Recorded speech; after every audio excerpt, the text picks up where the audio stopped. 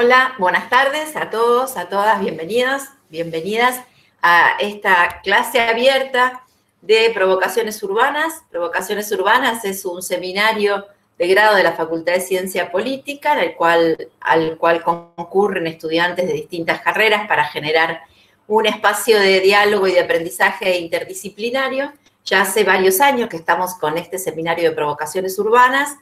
Y año tras año estamos discutiendo fundamentalmente la cuestión de los conflictos urbanos ambientales en términos generales, y hace ya 2 o 3 años estamos trayendo invitados especiales a estos espacios del seminario y los estamos abriendo al público en general, de manera de poder compartir y aprender con el afuera de la universidad también todos estos temas que son muy, muy trascendentes en estos tiempos.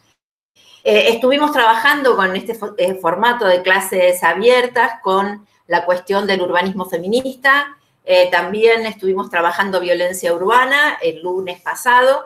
Bueno, y este lunes tenemos la grata noticia de poder estar con Gabriela Merlinski y con los compañeros del colectivo de los humedales.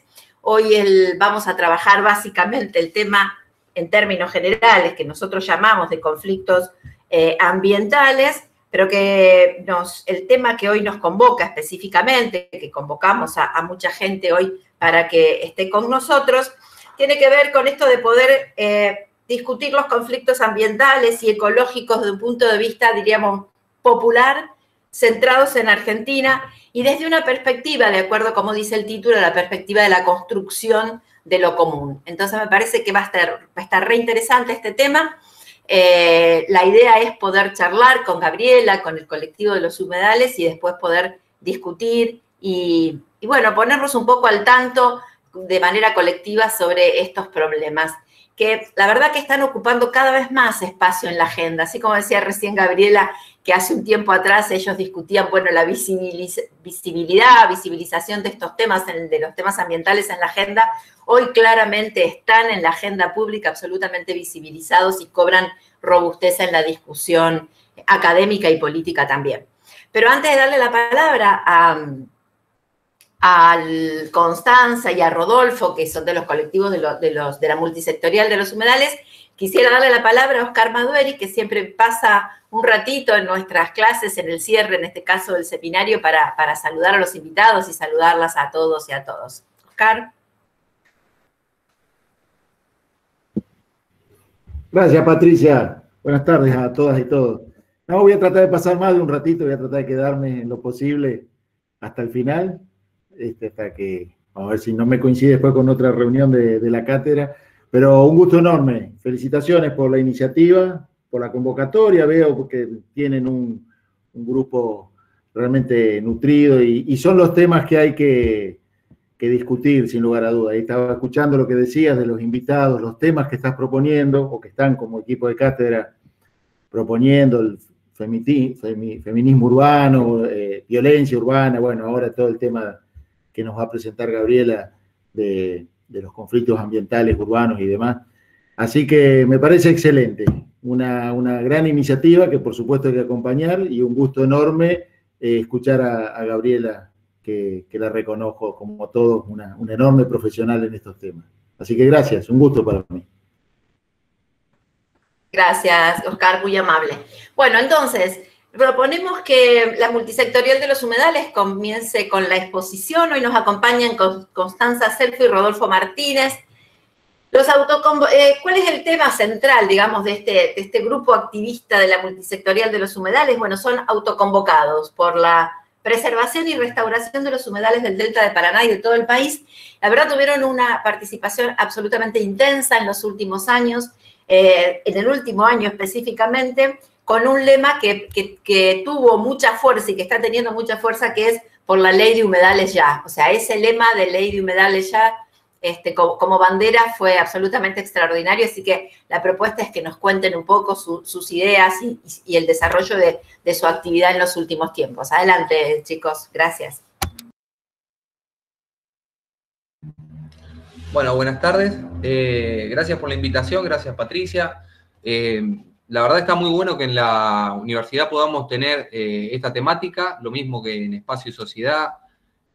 Bueno, me parece que son, yo también como ex alumno de Provocaciones Urbanas, también me parece muy importante y me parece que apenas son 3 asignaturas las que ponen en relieve la temática de la coyuntura. Así que gracias por eso.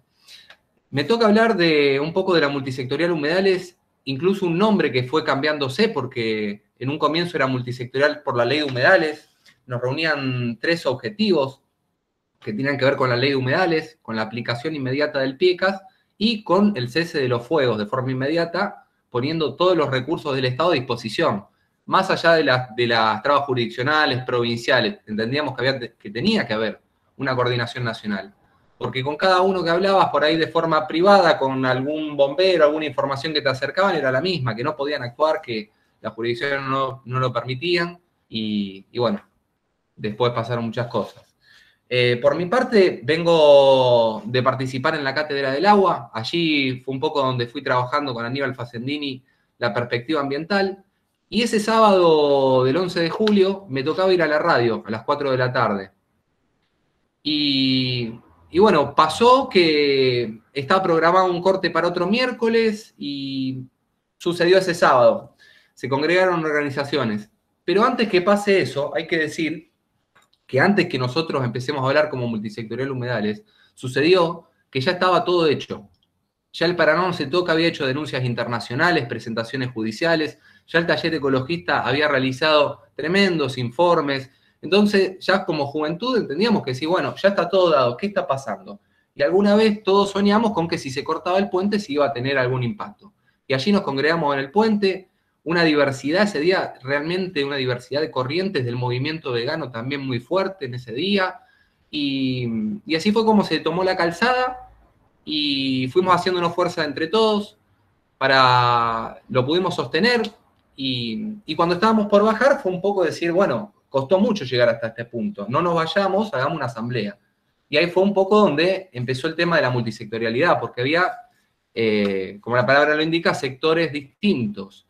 Pero más allá de esa palabra del principio, luego fue transformándose para entender una perspectiva de más allá de la ley de humedales, sino de entender una defensa del humedal en tanto uno sentirse parte de algo que están tocando y que no corresponde, de la salud que están afectando. Y así un poco como nos fuimos congregando y armando operativamente en esos días, mediante grupo de WhatsApp, distintas comisiones o grupos de trabajo. Y ahí es donde nos repartimos un poco las tareas. Había una asamblea que decidía y luego comisiones de trabajo. A mí me tocó estar en prensa, otros compañeros estuvieron en seguridad, que luego cambió el nombre también a Carpinches. Bueno, trabajo de redes, que ahora Conti la tiene mucho más clara que yo en eso. Y bueno, empezó un poner en acción lo que para mí ya estaba hecho, es decir, cada uno en su propio sector, su propia área de trabajo, ya estaba con esta temática, pero todos entendiendo que estábamos limitados, que no se podía cambiar la situación. Y es un corte del puente lo que demuestra que se puede, y las condiciones también vamos pidiendo que cambien. Así que bueno, esa fue un poco mi llegada a la multisectorial, desde ahí me quedo y bueno, no sé si Conti un poco también quiere contar de su llegada al espacio. Bueno, buenas tardes. Bueno, mi nombre es Constanza, les quería agradecer la invitación y como dijo Rodolfo, de que bueno, en estos espacios en la universidad se trabaja en estos temas, ¿no? Que son a veces medios vedados. Bueno, ahí Rodo estaba hablando un poco la cuestión de las comisiones, de cómo nos fuimos sumando cada una al espacio.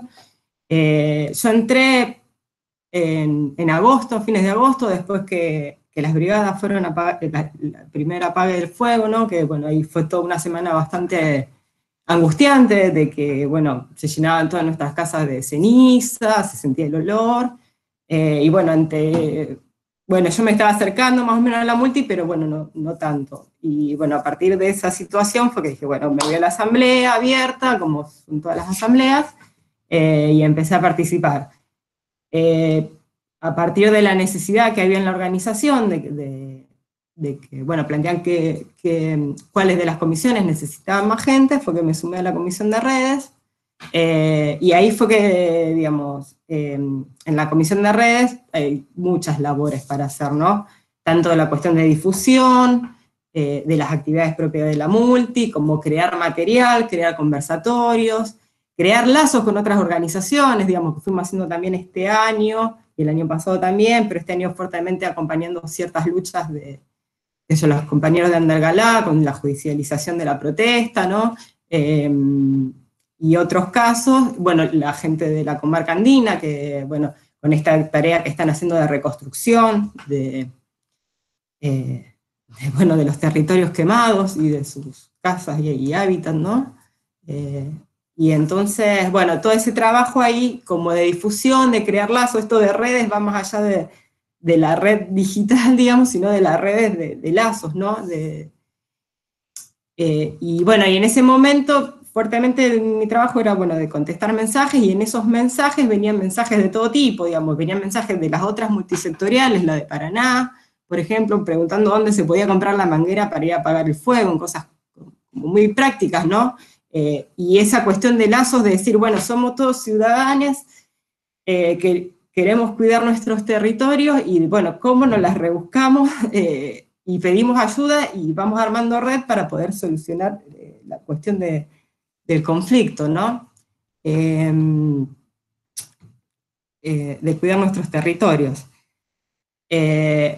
Y hablando, bueno, de las comisiones, digamos, tanto prensa, donde participa Rodolfo, como, bueno, redes, después también está audiovisual, después, bueno, está la otra comisión que comentó ahí Rodolfo, que es de cuidados colectivos, con un seudónimo de Carpinches, porque, bueno, todos nuestros nombres tienen que ver con esta cuestión, digamos, de sentirnos parte de la naturaleza y del humedal, digamos, de tratar de buscar una impronta natural y positiva, digamos. Entonces, bueno, esa es otra de las comisiones. Después otra muy importante es la de legales, ¿no? Que fueron haciendo, llevando a cabo acciones que después las iremos contando más adelante, ¿no? La comisión antipatriarcal, que, bueno, una comisión que, bueno, el año pasado tuvo un trabajo muy fuerte, armar protocolos, y, digamos, siempre esa mirada de tener cuidado, ¿no? En estos temas.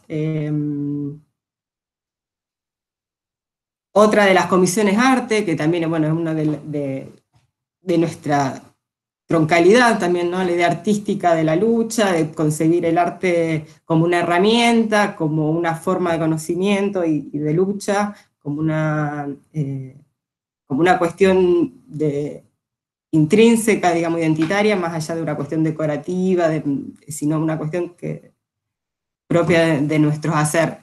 Y esto tiene que ver también bueno, muchos de los integrantes de la multi, bueno, somos artistas, o bueno, digamos, la multi tiene integrantes con distintos saberes, haceres, profesiones. Hay bueno, varios somos artistas, como dijimos. También hay gente, biotecnólogos, docentes, periodistas, ¿no? de distintas ramas que hacen que todo eso se vaya, los vayamos potenciando, digamos, todos esos saberes y haceres hacen que se vayan conjugando y se vayan potenciando, ¿no? Gente muy específica, así, biotecnóloga, digamos, tanto del cuidado de los territorios en cuanto a una cuestión biológica, ¿no? Digamos, realmente es un espacio donde de mucho aprendizaje, digamos. Todos vamos aprendiendo mucho de todos, porque, bueno, cada uno es muy importante con la información y con la experiencia y trayectoria de vida. También gente, bueno, que viene de otras organizaciones. Hay gente del Paren de Fumigarnos, de, bueno, Mundo Aparte, y de distintas organizaciones que, bueno, que hacen que todo esto sea, digamos, realmente muy potenciable. Bueno, y otra cosa que quería comentar con respecto a los integrantes es, bueno, una mayoría de identidades femeninas, y disidencias. No tenemos muy bien en claro porque, bueno, la grupalidad nuestra es como, bueno, va modificándose de acuerdo al tiempo disponible de cada uno de los integrantes que le pueda dar en ese momento, ¿no? A veces, bueno, hay una participación más esporádica, que aparecemos, necesitamos tomar un tiempo para nuestros trabajos y vida y volver. Entonces, bueno, tanto una cuestión de porcentaje no lo podemos saber, pero sí hay una cuestión de una mayoría de presencia femenina, ¿no? Y que, bueno, eso. Así que, bueno, si te parece, Rodo, ¿querés que empecemos con las acciones que fuimos realizando? Así vamos pasando al segundo tema. Bueno, dale. Bueno, algo que se proponía siempre, porque en las asambleas había muchas voces, y como siempre, bueno, algunos de los que venimos de la ciencia política nos parecía acorde también tener un reclamo hacia los gobiernos, hacia las instituciones que tienen que dar respuesta a estos reclamos ciudadanos que además son justos porque dañan a la salud de la gente. Y en ese sentido, algunos planteamos ir al Consejo Deliberante y bueno, fuimos a buscar también respuesta luego de 2 cortes, al segundo corte. Fuimos al Consejo Deliberante a buscar apoyos. Llegaron varios apoyos. Hay que agradecer a los apoyos de Karen Tepp, Luz Alazagoitía, Fabricio Piatti, Mónica Ferrero. Bueno, fueron varios los concejales. Hay que decir que el Consejo de Rosario estuvo muy a la altura de las circunstancias, con capacidades de acción seriamente limitadas. Pero de todas maneras hay que reconocer eso, que Rosario dio respuesta en base a un campo de acción muy limitado y que hoy día también estamos planteando que tanto el Consejo de Rosario como la Intendencia tiene que hacer un reclamo no a los productores, sino al Estado entrerriano, al gobierno en su conjunto, por esto que está sucediendo. Pero para no extenderme por ahí, porque el planteo era de las acciones. Bueno, fuimos al Consejo Deliberante, luego también planteamos, ese mismo día que planteamos era el Consejo Deliberante, un compañero planteó hacer una unión de las orillas, lo que alguna vez plantearon como una emulación de la batalla de Obligado, de la construcción de los barcos con las cadenas. Algunos soñaron con detener el circuito de la exportación, de la extracción, de la capitalización, pero bueno, lo cierto es que logramos hacer una cadena de botes en un evento que estuvo muy interesante, porque también otra vez apostábamos a la territorialidad de reclamar el territorio sintiéndonos actores, no sintiéndonos espectadores que reclamamos solamente por el terreno formal o desde nuestras casas exclusivamente, sino que también fuimos al río en esa propuesta de unir las orillas. Luego pasamos a otra actividad que fue cruzar el puente, y otra vez la intervención poética, artística de los compañeros con la consigna de cruzar el amor como un puente. Y ahí más de 5.000 personas cruzamos la idea era llegar hasta el encuentro con compañeros de Victoria, pero no se pudo hacer porque, hay que decirlo, en Victoria la desigualdad de fuerzas es mucho menor que la de acá, digamos, a favor de la grupalidad ambientalista. Entonces tuvieron algunos avisos de conocidos, allegados, que les recomendaban mejor no intentar cruzar el peaje, mejor no ir al encuentro directo con nosotros. Pero esa era la idea. Había planteos por ahí que intentaban recurrir al viejo debate de la culpa de Entre Ríos, la culpa de Santa Fe. La propuesta de cruzar el puente otra vez, hermanarse los pueblos, era otra vez una apuesta simbólica de decir, pónganse a la altura de las circunstancias. Bueno, esa fue otra de las acciones. Luego tuvimos una marcha por Rosario, la marcha vivoreante, también con la consigna movediza, la consigna de contagiar, de eso que hacíamos en el río, volver a la ciudad. Y luego también, lamentablemente, llegaron las ocasiones de tener que ponerse unos borseos, agarrar un machete, lo que tenías ahí en tu casa, para salir con lo que tengas. En mi caso fue con un kayak, que tardé el doble de tiempo porque tenía viento en contra y no era cerca, era a la altura de Baigorria, Y bueno, llegando con un machete ahí. O sea, hiper precario todo. Por suerte iban llegando lanchas que iban trayendo más voluntarios con baldes, ya se iba corriendo la bola qué donaciones necesitábamos, llegaba la nafta, llegaba. La respuesta de Rosario fue absoluta. A nivel de donaciones hubo una respuesta absoluta. La prensa local también respondió muy bien, respondió muy acorde. Y bueno, eso detonó en que nos convoquen a un encuentro con provincia, con manejo del fuego, con parques nacionales y con Entre Ríos, que nunca se presentó. Y después puedo dar mi opinión al respecto sobre la política del Estado entrerriano y seguir esperándolo en las mesas de negociación. Bueno, nunca se presentaron, hubo un intercambio de idas y vueltas, algunos contactos, algunas facilitaciones de coordinar, bueno, cuestiones menores. No prosperó, la realidad es que no prosperó el encuentro, de hecho fue un quiebre en nuestra organización porque surgió un video de la provincia donde había un compañero que estaba recortada sus palabras y bueno, era totalmente demoledor y en ese momento no estábamos sólidos como ahora para poder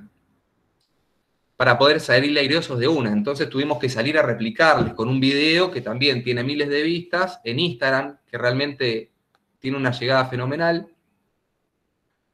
Y después también las actividades que empezaron en torno a una comisión que se creó con gente muy allegada a la naturaleza, con gente muy allegada a la idea de regenerar, y en esa idea llegó la plantación de nativas en 3 puntos geográficos de la ciudad, en zona sur, centro y norte.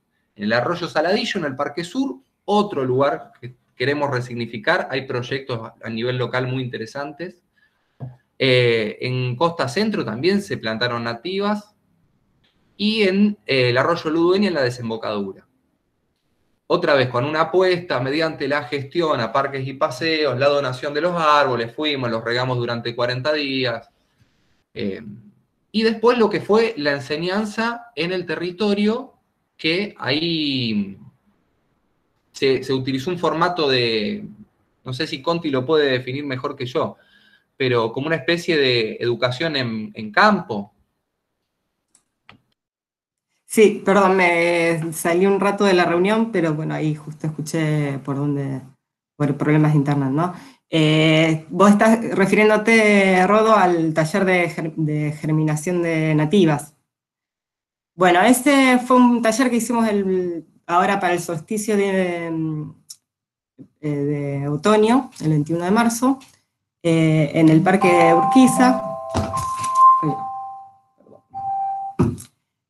donde sí, fue una actividad que podríamos decir así de educación viva, ¿no? En donde hubo toda una experiencia primero de reconocimiento de la flora nativa que hay en el Parque Urquiza, que es un sector donde hay muchos ejemplares, como de quebracho blanco, de chañar, y ir distinguiendo un poco las nativas de las exóticas, ¿no? Y en donde, bueno, se planteó toda esta cuestión de que nosotros vivimos en un territorio en donde, en general, digamos, todas las políticas de arbolización del territorio está hecha a partir de plantas exóticas, ¿no? A partir de convenios con gobiernos y demás, y que todo eso ha ido en detrimento de la propia flora autóctona.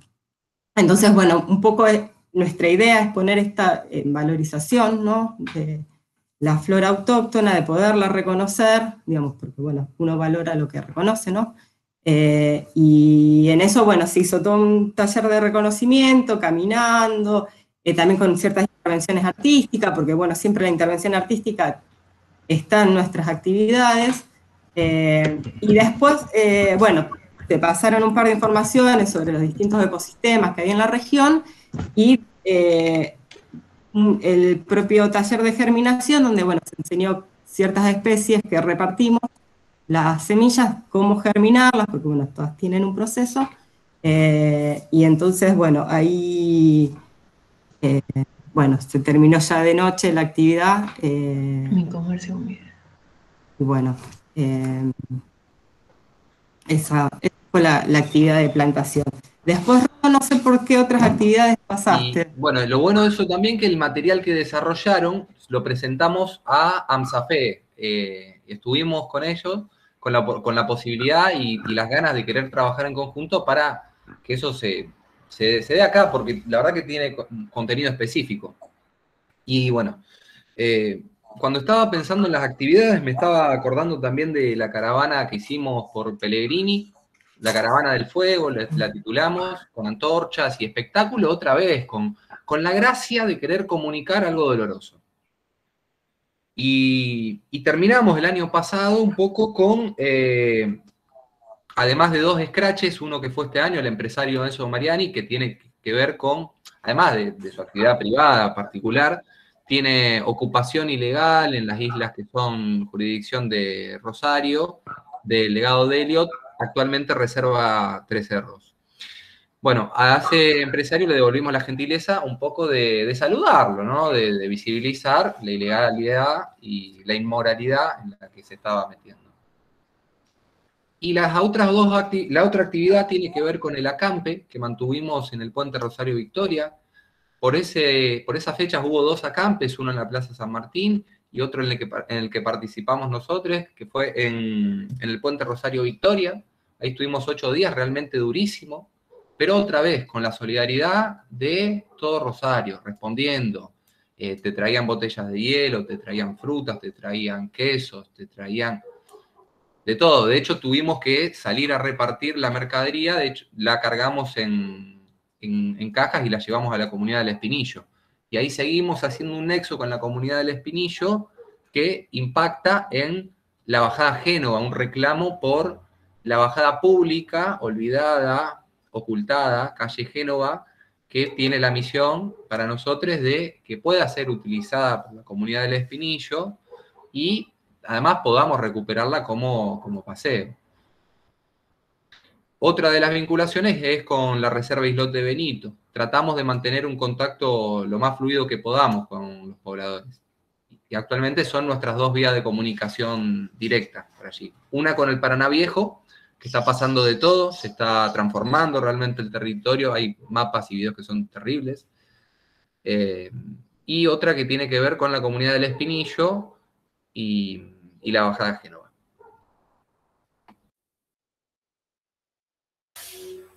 Buenísimo, chicos, ¿les parece que dejemos un ratito acá, que Gaby nos cuente lo que tenía pensado y después armamos una charla entre todos? Dale. Bueno, solamente le presento a Gaby, ya algunas cosas estuvimos mientras llegaban todos. Gabriela Merlinski es investigadora del Consejo Nacional de Investigaciones Científicas y Técnicas CONICET, con sede en el Instituto de Investigaciones Gino Germani. En el área de estudios urbanos de las Facultades Sociales de la UBA, es doctor en Geografía por la Universidad de París 8 y doctor en Ciencias Sociales de la Universidad de Buenos Aires. Bueno, es un referente indiscutido de los temas ambientales. Solamente quiero contarles las últimas publicaciones, o las publicaciones al menos que a mí me movilizaron bastante sobre estos temas, desde aquella política de derechos y justicia ambiental, el conflicto del Riachuelo, pasando por la cuestión urbana interrogada, las transformaciones urbanas, un libro que particularmente por mi mirada siempre fue muy, muy fuerte. Las cartografías del conflicto ambiental en la Argentina, esa colección de producciones que la verdad extraordinaria, coordinada por Gabriela. Más cercano, Arte y Ecología Política de Claxo, y el último libro recién salido del horno, para decirlo de alguna manera, el de Toda Ecología es Política del siglo XXI, así que con una producción extraordinaria sobre el tema, seguro la vamos a disfrutar y aprovechar todo lo que conoce sobre el tema y todas sus vinculaciones, además, con las organizaciones que luchan por este tema. Así que, Gaby, te escuchamos. Gracias, Patricia, muy generosa tu presentación. Bueno, un placer compartir acá, como les decía antes a los compañeros de la multisectorial de humedales, lo seguí un montón el año pasado, y de hecho escribí una nota en Claxo que ahora volvió a salir, donde hay todo un parrafito, donde cuento, me puse a ver fotos, y saqué, siempre me fascinan los mensajes de las pancartas, como en esos mensajes hay siempre una continuidad, lo que más nos cuesta, ¿no? Entre humano y no humano, que significa recrear, vivir en el humedal. Así que un placer estar con ustedes. Antes de avanzar, Patricia, decime que ahora hay que terminar, así me acomodo y nos queda tiempo para conversar. No te escucho. En realidad nosotros tenemos tiempo como hasta en nuestro horario es como hasta las 5, pero bueno, a ver, me parece que es por ahí 20 minutos 20 o media horita minutos. tuya, Vos está avisame, perfecto. porque por ahí me paso, pero Dale. avísame, y por supuesto me pueden interrumpir y vamos charlando también, ¿sí? Perfecto. Dale. Como siempre, estos formatos son muy anfibios, muy híbridos, cosa que también me encanta. Entonces yo preparé una charla un poco pensando en los estudiantes de ciencia política y en las enormes, como ya fue dicho, ya varios lo fueron diciendo, tiraron sus pataditas, las enormes déficits, necesidades, vacancias que tenemos con la cuestión ambiental, en general en las ciencias sociales, ¿eh? Estamos haciendo los primeros pasos. Entonces va a haber algunos conceptos ahí para las tesis, pero bueno, también otros conceptos más anfibios como es esta idea del ecologismo popular. Así que bueno, les voy a hablar de 4 temas que tienen que ver con la crisis ambiental, como crisis civilizatoria, como crisis de destino, y cómo eso nos interpela en el trabajo de las ciencias sociales. Les voy a hablar un poquito de los conflictos ambientales, cómo es nuestro enfoque desde la sociología, desde la ecología política, para estudiar, pero también para activar, formar parte, acompañar los conflictos ambientales. Luego les voy a hablar del ecologismo popular y voy a entrar un poquito como para atinar pistas, para conversar a un tema bien espinoso, pero que cada vez está más en el centro de la discusión, que es esta relación entre lo común y los debates sobre el desarrollo, o como le llaman Maristela Svampa y Quique Viale, el mal desarrollo. Y acá me gusta mucho que esté Cacho, porque es alguien muy, muy central de los temas del desarrollo en nuestro país. Sobre lo primero, la discusión de la cuestión ambiental en las ciencias sociales es un fenómeno relativamente nuevo. Existe desde hace siglos, en las ciencias naturales, en la biología, explota entre el siglo XIX y XX con el surgimiento de una disciplina dentro de la biología que es la ecología, pero nosotros llegamos más tarde y llegamos de la mano de los movimientos. Hay todo un cruce entre la construcción global, regional, local de la cuestión ambiental y cómo se ha ido armando los conflictos ambientales no solo en la escala regional, sino global. La primera referencia cuando uno empieza con estos temas aparece esto del desarrollo sustentable, de la primera conferencia de medio ambiente que es en Estocolmo en 1972, un gran debate internacional global, que es la discusión entre meadows and meadows, ¿no? Los límites del crecimiento, y su réplica latinoamericana, que es menos conocida y que es fascinante y que yo siempre invito a leer, es el trabajo de la Fundación Bariloche, el libro que se llama Catástrofe o Nueva Sociedad, donde la gran discusión que arranca en los 70 y que es plenamente válida hoy en el siglo XXI y en los porvenir, si es que sobrevivimos, es el debate sobre los modelos, sobre qué tipo de sociedad. La cuestión ambiental no es una cuestión de tecnología o de partes por millón o de estudios muy especializados. La cuestión ambiental es una cuestión profundamente conectada a los procesos de apropiación, distribución, acaparamiento y gestión de los recursos. En general, esa literatura de los 70 habla de recursos naturales. Hoy en día, los colectivos, y yo acuerdo, más que recursos naturales, hablan de bienes comunes o de comunes.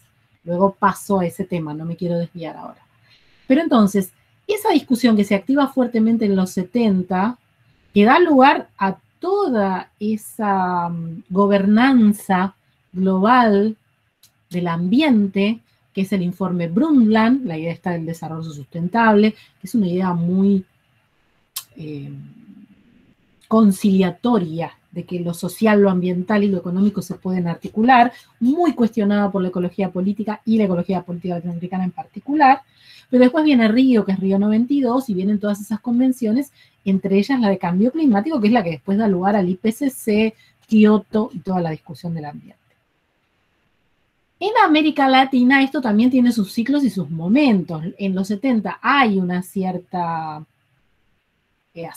recuperación del tema y ya hay un ecologismo popular, sobre todo Brasil, Chico Méndez, Perú, etcétera. Pero claro, nos vienen los ciclos de las dictaduras. El otro día me hicieron una entrevista por radio Los periodistas siempre quieren saber todo sobre todo y me preguntaban qué efecto tuvo la dictadura en la cuestión ambiental. Dificilísimo de contestar, pero bueno, lo que yo decía es que ahí se interrumpió un proceso, porque probablemente esas generaciones críticas, que no eran para nada ambientalistas, porque no se olviden que la izquierda, el marxismo, tiene una visión muy unilineal del desarrollo de las fuerzas productivas, hay que pasar por unos ciclos para después liberarse, eso tarde o temprano hubiera terminado en una discusión. Los 90 claramente son un momento terrible para todos los países latinoamericanos, es el menemismo, es la apertura de la economía, las dos decisiones clave que nos están destrozando en este momento se toman en los 90, que son la ley minera, que produce todos los incentivos para el avance de la minería, y la otra palabra poco nombrada, que es la introducción de la soja transgénica, el paquete Roundup Ready, que eso es 1993, que pasa con una especie de decreto, ni siquiera hay estudios de impacto ambiental, se le anexan, ni siquiera traducidos al español, en inglés, los estudios de Monsanto para autorizar la soja transgénica en Argentina.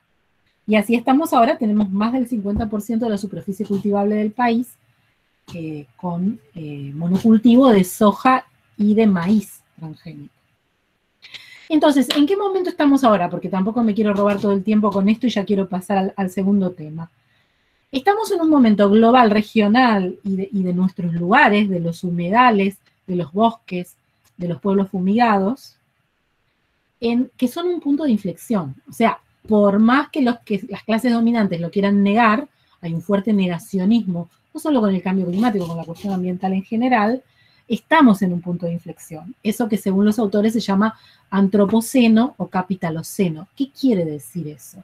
Que los cambios que se produjeron de la década de los 50-60 del siglo pasado para acá implicaron una aceleración tal del capitalismo que transformaron procesos que podrían haber sido reversibles en procesos irreversibles.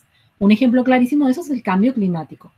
Aumentó mucho la temperatura en los últimos 50 años, más que en los últimos 500, y estamos en un proceso de aceleración, de gran aceleración, que si no se toman medidas muy urgentes quiere decir dejar de centrar toda la economía en los combustibles fósiles, y las medidas más copadas, más ambiciosas son las de moratorias de recursos, hay que dejar enterrados los fósiles en el suelo. Bueno, entramos en una espiral donde va a ser muy difícil la vida en el planeta y va a ser más difíciles para los más vulnerables, para los que menos responsabilidad tienen en este orden de cosas. Ya se sabe, por ejemplo, que en África va a haber grandes poblaciones muy afectadas por inundaciones costeras y por grandes sequías. África es un país que no ha emitido nada de gases de efecto invernadero, etcétera, etcétera, etcétera. Y hay consecuencias que ya están, como la extinción de especies. Se habla de la sexta gran extinción, se calcula que en 100, 150 años podemos perder hasta el 70% de todas las especies animales. Entonces, no actuar oportunamente significa incrementar riesgo para generaciones futuras. Son desafíos que trascienden las fronteras, porque acá está la persistente colonialidad de la naturaleza latinoamericana, como lo viene señalando Mariátegui, Quijano, los autores de la ecología política. Hay un reparto del mundo que viene de la época de la colonia, que genera una frontera. El Tratado de Tordesillas es eso, quienes tienen derecho a apropiarse de los recursos y quienes son proveedores de naturaleza. Y el extractivismo, que no es un fenómeno nuevo, en todo caso tiene formas nuevas en este siglo XXI, es parte de lo que está en el centro de esta crisis ambiental.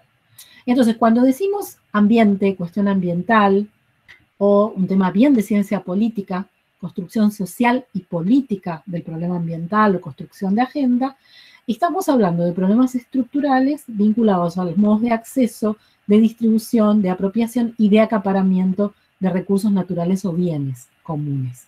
Entonces, como dije antes, el ambiente no es exclusivamente un problema que podemos dejar en manos de las burocracias y los especialistas, no es una cuestión solamente de partes por millón o de cuestiones tecnocráticas. Entonces, afectamos problemas que afectan de manera diferencial clases sociales, grupos sociales, géneros, regiones enteras del mundo, y por eso es tan importante que empecemos a hablar de un concepto que cada vez más está en la boca de los activistas en todo el mundo, no solo en América Latina, que es el de la justicia ambiental, que conecta a cuestiones de la justicia espacial, que conecta a cuestiones también de la justicia climática. Entonces, si tenemos que recapitular, gran mensaje para las ciencias sociales, para nosotros mismos, para que nosotros mismos nos formemos. A veces los movimientos están mucho más adelante que nosotros. La crisis ambiental es un fenómeno de origen social y político. Si su causa es propia de lo humano, llamémosle antropoceno o llamemos el capitalismo, la solución es por definición política. Por eso que entra claramente en el campo de discusión de la ciencia política. Solo como un pincelazo, hay toda una corriente dentro de la ecología política, que es la ecología política latinoamericana. Yo he tenido el enorme privilegio de formarme con muchos de esas y esos autores, en todo lo que fueron muchos de los grupos de Claxo, del Consejo Latinoamericano de Ciencias Sociales. El fundador de ese grupo es Héctor Alimonda, ya fallecido. Pero para mí ha sido un aprendizaje enorme, porque a veces nuestras ciencias, la sociología también, son muy modernas en su formación y nos cuesta mucho entrar a estos temas por esa idea de que la modernidad tarde o temprano le va a encontrar la solución. Y un aporte que hace muy interesante la ecología política latinoamericana es la historia ambiental. Cuando uno mira desde la perspectiva de la historia ambiental, mucho de lo que en nuestras historias se consideran éxitos no lo son. Por ejemplo, siempre decía Alimonda, a partir de 1860, la pampa húmeda argentina vivió un proceso de desarrollo orientado a las exportaciones, ¿no? Nuestro modelo agroexportador, con una enorme acumulación de capital, inmigración transatlántica, construcción de ferrocarriles, obras públicas, urbanización. Pero en la retaguardia de ese proceso hubo toda una vasta región de la Argentina, del bosque subtropical seco, el Chaco santiagueño, que fue deforestada para generar los durmientes del ferrocarril, del sistema que conecta el puerto con el interior a través del ferrocarril. Si uno contabiliza a través de la modesta economía ambiental o de una rama de la economía, que es la economía ecológica, que le asigna valor a los bienes y servicios ambientales, todas esas ganancias quizás fueron pérdidas, ni que hablar de lo que significó como desarrollo asincrónico del país, ¿no? De que una zona se volviera muy rica para unos pocos, muy orientada al mercado externo, y otra zona quedara totalmente despoblada y tuviera migraciones. Eso sigue pasando al día de hoy. Como dije antes, la soja y el maíz representan más del 60% del 39 millones de hectáreas sembradas a nivel nacional en la campaña 2018-2019, y gran problema con la soja transgénica, y atenti con el tema del trigo transgénico, es que se adapta a bajas precipitaciones, y eso que se presenta como un éxito, desde el punto de vista ambiental, es el gran fracaso, porque que se adapte a bajas precipitaciones implica que ahora se puede cultivar, que no se hubiera podido antes de 1993, soja en Salta, o en Chaco, o en Formosa. Y esa es exactamente la contracara, el reverso, de la brutal deforestación que tiene este país. Se perdieron entre 1998 y 2018 6.500.000 hectáreas de bosque nativo. No pasó por casualidad, es la contracara de ese proceso económico de expansión de los monocultivos. Y eso empieza a tener un impacto extraordinario en los ambientes urbanos. Por eso quería llegar hasta acá, a las provocaciones urbanas de las que nos habla Patricia. Porque Argentina cuenta con 600.000 kilómetros cuadrados de humedales, son el 21,5% de la superficie del país, son ecosistemas fundamentales por su biodiversidad, su papel en la regulación de inundaciones y sequías, el aporte de oxígeno y consumo del carbono. Y sin embargo, ese fuego que arrasa los humedales, como pasó en el delta del río Paraná durante todo el año pasado, está directamente vinculado al agronegocio, a la expansión del agronegocio, porque se quema para cultivar, se quema para... Siempre hubo ganadería, ya sabemos que son ambientes, no son prístinos, tienen convivencia con actividades humanas, pero la manera en que eso se intensificó en los últimos años es lo que produce esa crisis. Y esta crisis viene de la mano con un déficit enorme en materia de políticas públicas, porque cuando hablamos de políticas ambientales, que siempre llegan más tarde que estos modelos aperturistas de la economía, estamos hablando de políticas de ordenamiento ambiental del territorio, eso está en la Ley General del Ambiente, es la idea de que, bueno, no vamos a decir cero actividad económica, no queremos volver a las cavernas, pero no se puede avanzar si no se hace un inventario de bienes comunes, de lo común. Y en esos inventarios tienen que estar los humedales.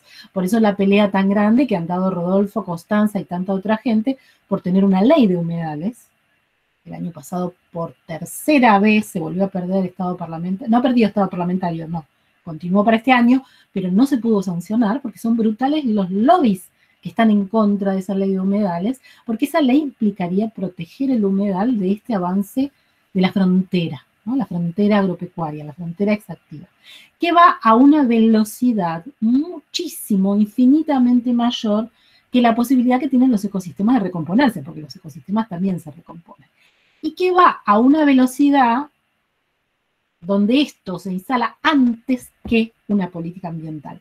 Porque toda política ambiental tiene que tener, esto es lo que decíamos antes, del ordenamiento ambiental del territorio, pero además esta cosa que está en todas las leyes de presupuestos mínimos, que es la idea de los inventarios. No podés avanzar si no sabés lo que hay, si no lo estudias, si lo conoces. Y bueno, el año pasado fue doloroso ver que se quemó Jaucánigas, ¿no? En Santa Fe, un humedal donde tiene la población más austral de monos aulladores de todo el planeta. Y se quemó y no está estudiado eso. Y un gran activista, creo que fue Capato, el que hizo posteos, porque yo me la paso leyendo a todos, que dijo, esto es equivalente a quemar una biblioteca sin haber leído los libros. ¿Sí? Entonces, cuando nosotros estudiamos los conflictos ambientales, lo que miramos ahí son estos procesos de activación de demandas, de construcción de colectivos, en los cuales se instalan voces en el espacio público que hacen señales de alerta, que frente a esta falta de políticas dicen, bueno, atentos, si seguimos así, nos vamos a quedar sin esos elementos esenciales para la reproducción de la vida. Y una característica en América Latina en general, pero muy especial en Argentina, es que ha aumentado la escala, la incidencia de los conflictos ambientales. Eso es algo que venimos siguiendo sistemáticamente desde 2003. Cuando yo empecé con esto, les contaba antes de que abriéramos el micrófono para todos, empecé con el tema del riachuelo y mi pregunta era, ¿por qué no hay movilización, considerando que es un territorio de daño ambiental terminal? Piensen que la gente que presentó la demanda por la contaminación del riachuelo en la Corte Suprema de Justicia, hay gente que está contaminada con plomo en sangre, eso sigue sin resolverse, o sea, hay gente que ya fue afectada y que eso tiene consecuencias muy graves sobre la salud, y donde se conecta esto de la justicia ambiental, los más afectados son los que tienen menos posibilidad de incidir y los que viven en territorios de gran vulnerabilidad. Pero después apareció Gualeguaychú, el conflicto de las pasteras. Hay un artículo, y yo no me puedo acordar el nombre de la revista, después me ayudan Cacho y Patricia. Hay una revista que ustedes tienen, y yo publiqué hace años un artículo sobre las pasteras, donde hablo de los represores de acción colectiva. ¿Temas y debates? Esa. Rodolfo, búsquenla, no por hacerle propaganda a mi artículo, pero hay un párrafo que cuenta exacto lo que ustedes contaron recién. Cómo la gente se juntó en la Ruta 14 a volantear, aprovechando que era verano, y ya sabemos lo que pasa con los puentes y la circulación turística de las clases medias y altas que van a veranear a Uruguay, y se empezó a detener el tránsito. Claro, tuvieron que organizarse mejor, porque tampoco se puede así dejar a la gente varada en la calle, y armaron una asamblea ahí. Y ahí fue que surgió la Asamblea Ciudadana Ambiental de Gualeguaychú. Hay como formatos muy parecidos en la acción colectiva de todas estas experiencias. Gualeguaychú lo que tiene es que tiene una implicancia enorme en la opinión pública, claro, porque termina siendo un conflicto binacional, porque se le termina reclamando al país, al presidente de un país vecino, y porque es una de libro, que también los politólogos saben, es que si vos sacas un conflicto del ámbito nacional es mucho más fácil. Kirchner era muy, muy inteligente, muy vivo en ese sentido. Pero claro, estuvo en la tapa de los diarios meses, de una forma brutal, y eso para mí es el punto clave de la construcción social y política de la cuestión ambiental argentina, de que eso empieza a tener visibilidad.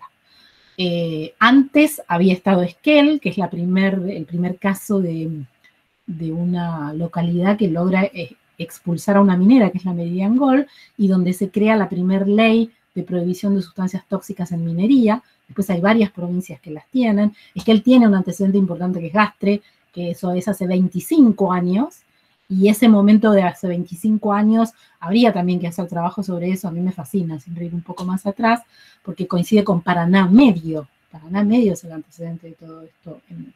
Que no haya represas en el río Paraná tiene que ver con aquella lucha histórica de Paraná Medio. Entonces, ¿qué quiero decir con todo esto? Porque no me quiero ir por las ramas. Que hay un ciclo de protestas ambientales en la Argentina que es muy importante, que tiene mucha visibilidad internacional en los que estudian estos temas. Por tirarles otro ejemplo, lo que pasó en Malvinas Argentinas, en Córdoba, con el cierre de la planta de Monsanto, es una experiencia internacional extraordinaria, porque nadie había podido parar a Monsanto como se paró ahí. Se conoce mucho la lucha de los pueblos fumigados, y bueno, en el mundo hay una preocupación muy grande con los transgénicos. El tema es que estos conflictos se activan siempre un poco después que las cosas han sucedido, porque es imposible anticiparlo todo, y que estas fronteras extractivas avanzan muy rápido. Entonces, lo que nosotros estudiamos de estos conflictos son 3 procesos que vienen juntos, que son muy interesantes, que tienen que ver con cómo se han vuelto también urbanos, cómo las ciudades se empiezan a meter en el tema. Antes parecían problemas de pequeñas localidades, Andalgalá, etc. Rosario, la lucha de Rosario con los humedales es un ejemplo de eso, un ejemplo muy interesante de ese contagio de los públicos urbanos y de que ya la cuestión ambiental no es una cuestión de ambientes prístinos. Quienes vivimos en la ciudad no nos podemos desentender, porque son los ambientes que fabrican vida, que reproducen la vida. Ni que hablar toda la discusión sobre el Paraná, la hidrovía, etc. Segundo tema que es muy interesante es toda esta activación de demandas en el campo jurídico. Lo que nosotros llamamos la judicialización de los conflictos, pero también la juridificación, que quiere decir lo que los actores y actrices de estos conflictos aprenden sobre las leyes y los tribunales. Porque todas estas leyes de presupuestos mínimos son de abajo para arriba. La ley de bosque fue una campaña extraordinaria, 2005-2006. Lo mismo la de glaciares, acuérdense que la vetaron y después volvió a salir. Y lo mismo la de humedales, que claro, del otro lado aprendieron y está cada vez más difícil instalarlas. Y el tercer elemento clave tiene que ver con la democracia y con los formatos de movilización. Que es toda esta discusión que aparece en cualquier conflicto, sea en contra de la minería, sea el tema de las hojas, sean los pueblos fumigados, sean los humedales, que es el tema de la consulta previa, ¿no? De avanzaron sin consultarnos y los que vivimos en un territorio tenemos derecho a pensar el modo común en ese territorio. Y cómo los conflictos tienen además una productividad. Nosotros hablamos, después si quieren en la charla, en el intercambio lo amplío, ahora no me quiero extender tanto. Nosotros hablamos de la productividad político-institucional de los conflictos, como a partir de un conflicto lo que viene después permite abrir debates, permite desestabilizar el statu quo, permite que ciertas políticas públicas se empiecen a discutir. De la productividad territorial, que tiene que ver con esto. Cuando yo empecé en el 2000, nadie hablaba de humedales, nadie hablaba de cuencas. Eran palabras técnicas de los especialistas.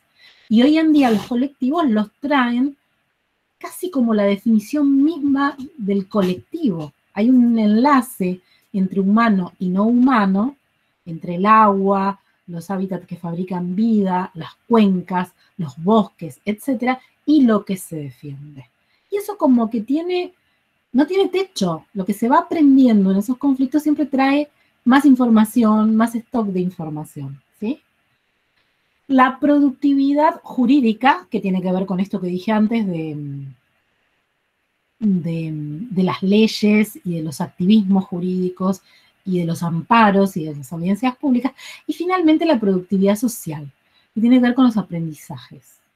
Hay un gran tema en entredicho, en discusión, con la cuestión ambiental, que tiene que ver con la autoridad de la ciencia.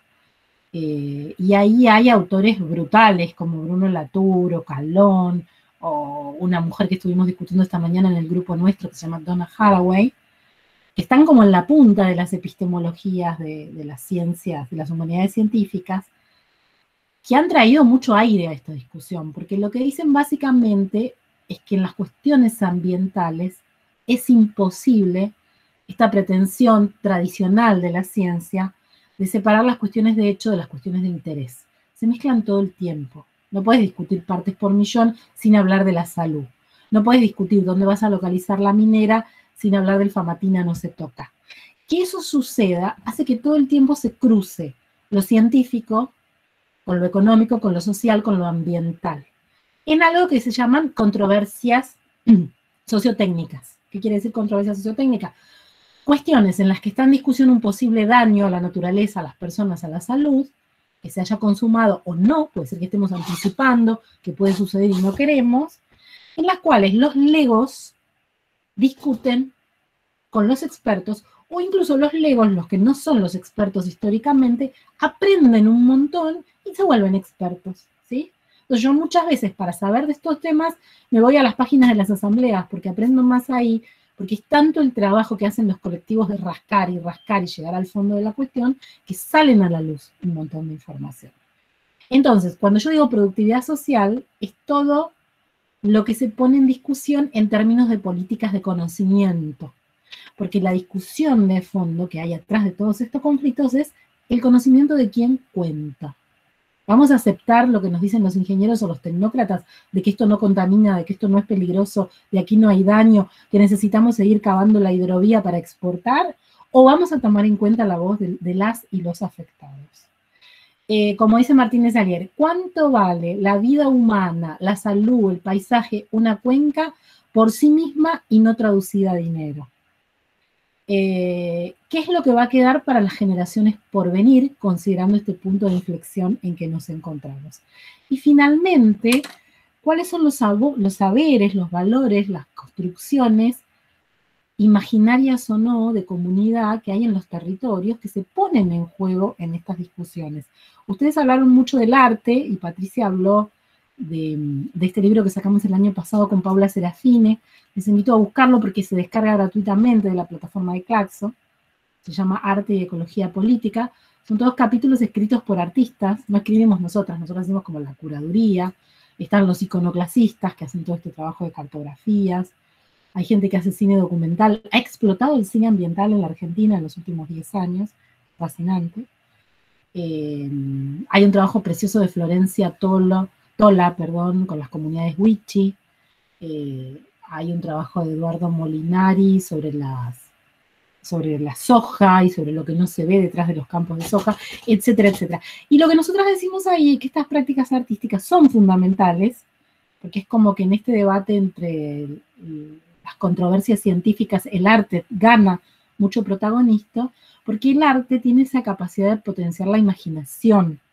Y frente a estos futuros que se anticipan o se avisoran, tan negros, tan oscuras, necesitamos imaginar otros mundos, otras alternativas de mundo. Por eso el arte es un elemento tan potente. Sobre los comunes, y ya cierro. Hay mucha literatura sobre el tema de los comunes a nivel internacional. Los que estudian ciencia política seguro conocen el trabajo de Ostrom, ¿no? De Elinor Ostrom. También hay una versión latinoamericana que tiene que ver con los trabajos de Esteva, de Raquel Gutiérrez Aguilar, etc. Hay toda una discusión desde el pensamiento crítico latinoamericano que asocia comunes con entramados comunitarios, con comunalidades, con las prácticas ancestrales de los pueblos indígenas. Entonces, esta discusión que traen los colectivos respecto de qué estamos defendiendo, son recursos naturales o son bienes comunes, es una discusión valiosísima para otro tema que es clave en las ciencias sociales, que es el debate sobre lo público, sobre cómo se amplían esferas de lo público en las discusiones. También hay mucha discusión sobre feminismos, porque, como decía Constanza, muchas de las protagonistas de estos conflictos son mujeres, y ahí aparece mucho esta cuestión de cómo el extractivismo no solo amenaza lo común, sino también el común reproductivo, y ahí lo que se pone en juego es la vida de las mujeres. Hay esta cuestión de lo humano y lo no humano, y hay también esto que en las cosmologías, o en los saberes, o en los lenguajes de los pueblos indígenas, pero también en los orígenes de la revolución industrial, es lo que se llama la resistencia al acercamiento de los comunes. Antes del capitalismo, mucha de la tierra era común, no era propiedad privada. Y ese fue un proceso, el capitalismo avanzó extrayendo la tierra de quien la poseía para volver a los campesinos fuerza de trabajo para la industria. Bueno, eso pasó con el colonialismo en América Latina. Entonces hay mucha discusión sobre esto, sobre qué dejamos, cómo reconquistamos lo común como forma alternativa de pensar estos problemas.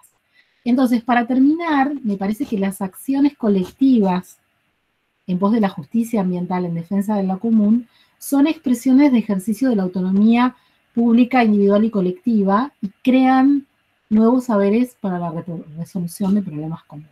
Bueno, espero no haberme extendido mucho, gracias. No, Gaby, excelente, 28 minutos, precioso, espectacular. Bueno, absolutamente agradecida, excelente lo que estuviste conversando, montones de puntas como para charlar. No sé, yo los invito a los presentes a que, bueno, empecemos a discutir, a problematizar, a charlar sobre estos temas. Son un montón de cosas, así que bueno, el que tenga ganas de arrancar a preguntar o a reflexionar sobre estos temas, micrófono abierto. Sí, también me intercambios, ¿no? Comentarios, no. Sí.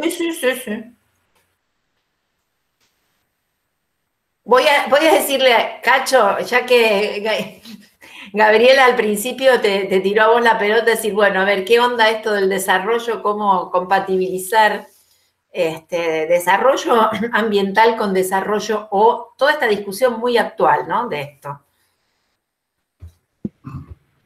Bueno, gracias. Excelente, Gabriela. La verdad que muy, muy claro, muy didáctico, hermoso. Vos mencionaste ahí varias cuestiones y yo te haría una pregunta que va en sintonía con lo que me plantea también Patricia. ¿Cómo ves vos la relación entre las luchas ambientales y los territorios? ¿En qué sentido? ¿Hay alguna cuestión que vos puedas identificar que la lucha nace desde los territorios y que busca luego institucionalizarse, leyes, mencionaste varios casos o demás? ¿O vos en la casuística podrías encontrar que a veces nace desde debates parlamentarios y eso se traslada? ¿Cómo es ese juego de la instancia territorial o la escala territorial o la dimensión territorial con las luchas ambientales? Yo estoy bastante tentado a pensar que la pelea se da en los lugares y desde allí se busca el soporte institucional o la difusión adecuada y la visibilización y demás, pero que el eje, el centro sigue estando allí, ¿no? La preservación del ambiente y la sustentabilidad nace desde los territorios, pero bueno, quiero tu opinión. Sí, en realidad uno de las primeras disputas que aparecen en torno a procesos extractivos, de avance sobre los recursos, de acaparamiento, de comunes, siempre se dan en el territorio, porque en realidad lo que se ponen en juego son miradas distintas sobre el territorio, ¿no? Ahí siempre hay una cita que yo uso de Milton Santos, el gran geógrafo brasilero, que dice algo así más o menos como que el orden de lo global siempre ve al territorio como un espacio de acaparamiento, de avance de fronteras y sobre todo la presión es por la desregulación, o sea, por bajar pisos de protección, etc.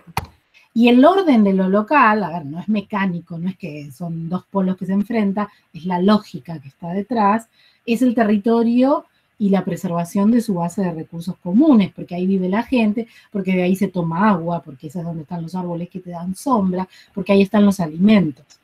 Y lo que él dice es que de acuerdo a las condiciones históricas, políticas, de contexto en cada territorio, esos órdenes a veces se enfrentan, a veces puede haber negociaciones, eso sería el desarrollo local, si vos querés, y a veces simplemente no hay conflicto porque no está dada la correlación de fuerza. Esa es una primera cosa que uno aprende estudiando esto. No quiere decir que ahí donde hay más conflictos es donde pasa la situación más penosa en términos ambientales.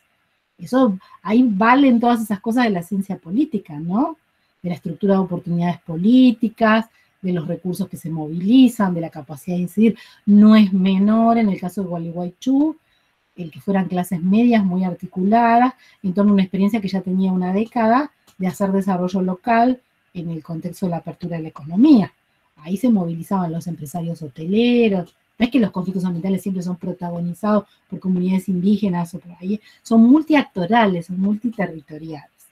Ahora, lo interesante, o por lo menos para mí lo interesante de estos procesos, y Gualeguaychú es un ejemplo perfecto para estudiar, es que de acuerdo al alcance de ese conflicto puede impactar en otras escalas, que pueden ser local, regional, transnacional, global. Gualeguaychú tiene todas las escalas. Es loquísimo lo que pasó ahí. Habría que seguir estudiándolo. Porque con esa capacidad que tuvieron, un momento muy plebiscitario del gobierno de Kirchner, no hubo represión, pudieron cortar el puente por 2 años. El origen de mucho ambientalismo de ONGs, acuérdense de Romina Piccolotti, que era de una ONG desconocida y ahí se volvió conocida, después se volvió la ministra de Ambiente. Hay todo para estudiar ahí, pero la cuestión es que empezó siendo una pequeña localidad, 100.000 habitantes, que de pronto viene Busti y se baja con el helicóptero, fue para chusmear qué pasaba ahí, y se pone detrás de la movilización, porque ya ve que hay un proceso ahí que no puede parar, ¿no? Y después eso escala a un conflicto binacional y después va al Tribunal Internacional de Justicia. Ahora, no siempre pasa eso. En el caso de las comunidades en contra de la minería, casi siempre tienen que dar una pelea que es David contra Goliat, porque la minería tiene un aparato extraordinario, tienen todos esos programas de responsabilidad social empresaria, ponen plata en las escuelas, ponen plata en los comedores, y tenés proyectos muy afianzados de las élites provinciales, le hace San Juan, le hace La Rioja, le hace Catamarca, le hace Chubut, que apuestan falsamente a que son territorios desiertos, que no tienen otra opción, cuando no es cierto. Chubut tendría otras opciones, pero han quebrado la provincia para que la minería pueda avanzar. Entonces, en todos esos procesos se cruza la cuestión de los niveles jurisdiccionales de gobierno, el municipio, la provincia, la nación, pero también estas escalas en las que los conflictos pueden impactar. Y cuando los conflictos pueden lograr un alcance transnacional, tienen más visibilidad. También cuando hay redes en las provincias. Si vos me decís cuál es la provincia más exitosa en términos activistas, aunque no resultados, porque es muy difícil lograr resultados, es Córdoba. Porque toda esta experiencia de la multisectorial por el tema de bosques, con la experiencia de pueblos fumigados, con la experiencia de Malvinas Argentina, con otra experiencia que ahora tienen con agrocombustibles, con el tema de Porta, que es una planta de procesamiento que hay en Córdoba, eso da lugar a un tipo de debate. Ahora, ¿cómo se traduce eso en una política pública? Bueno, eso es la parte más difícil del asunto. Los municipios, por estar, eso también es una cosa que ustedes han estudiado mucho, ¿no? Los municipios, por estar más cerca de la gente, suelen ser los más, suele haber muchos intendentes. En Gualeguaychú el intendente era parte de la Asamblea Ciudadana Ambiental, por ejemplo. Pero tiene que haber también alguna correlación de fuerzas favorables a nivel de la provincia, porque si no las fuerzas políticas en las provincias suelen ser muy reaccionarias en estos procesos. Gracias, Gabriela.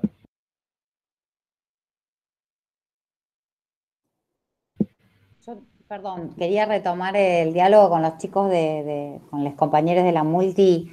En relación a lo que se habló del PIECAS, ese plan como para la integración o conservación del delta, que existía, digamos, en la órbita del ministerio a nivel nacional o antes de la Secretaría, ¿se avanzó en algo desde ese nivel de gestión o pudieron ver algo en relación a eso? Más que nada, en un comienzo fue un planteo para que no empiecen con hay que formar un plan para producir de otra manera. Fue apelar a una lucha del 2008, donde ya el Paraná no se toca, también había participado, entonces entendíamos que más que nada era una apuesta. Y bueno, según manifiestan desde Provincia de Santa Fe, comenzó a funcionar, pero bueno, yo los impactos de la política no lo veo. En Isla de los Mástiles, que es jurisdicción santafesina, formamos parte como dentro de la intersectorial Isla de los Mástiles, que son organizaciones además de Capitán Bermúdez, Baigorria. Dentro del plan Regenera Santa Fe, anunciado, todavía no veo acaban de carnear un carpincho hace 2 días. Digamos, no veo los impactos, no veo el compromiso desde mi óptica, por más PIECAS que comienza a funcionar hoy.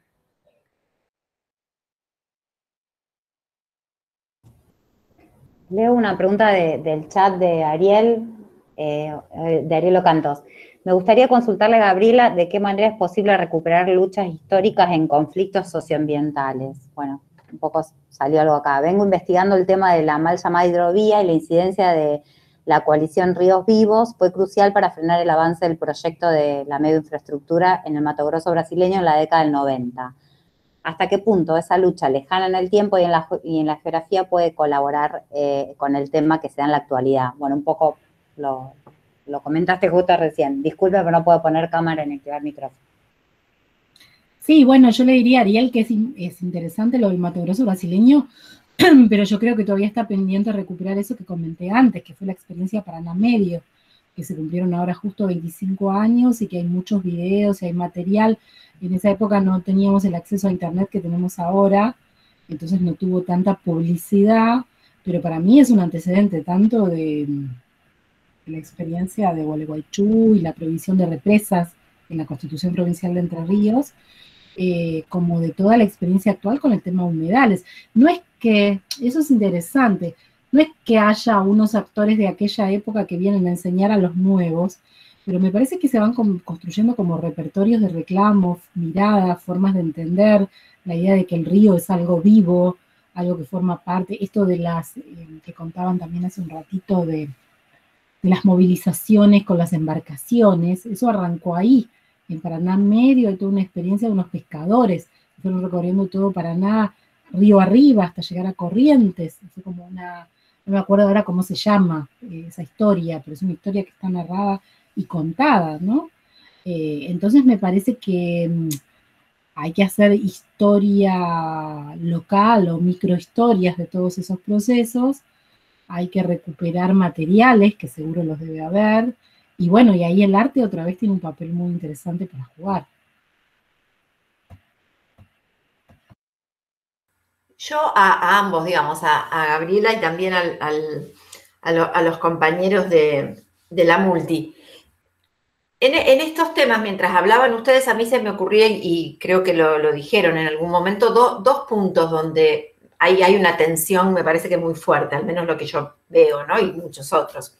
Uno, esta cuestión que decíamos de más macro, vinculada a ver cómo compaginamos, si es que se puede pensar en un desarrollo sustentable, digamos, y eso, cuando hablo de desarrollo sustentable, estoy hablando del bienestar de la población, ¿no? Estoy hablando de cómo llegamos al bienestar de la población sin dañar, o por lo menos sin ocasionar daños tremendos a lo que tiene que ver con estos recursos comunes, ¿no? O sea, que hay como una cuestión, cómo juega la economía en esa tensión. Y lo otro que es una cuestión más del orden de la gestión pública, que es lo que estoy viendo yo últimamente, digo, por unas cuestiones que ocurrieron en nuestros equipos de trabajo, respecto de la transversalidad de la cuestión ambiental en la planificación de los territorios. En la provincia de Santa Fe se está discutiendo una ley de ordenamiento territorial donde hay una movida importante, donde se están llegando a grandes acuerdos entre los distintos sectores políticos, quiero decir, ¿no? Los de representación parlamentaria, donde eso tiene un componente importante de lo ambiental, o sea, como que el ordenamiento tradicional del territorio sumó lo ambiental y a mi juicio con buen criterio, por lo menos en las discusiones hasta ahora. Y por otro lado, esto lo hace la Comisión de Vivienda y Desarrollo Territorial, me parece que se llama así. Y por otro lado, la Comisión de Ambiente de la provincia está discutiendo una ley de ordenamiento ambiental.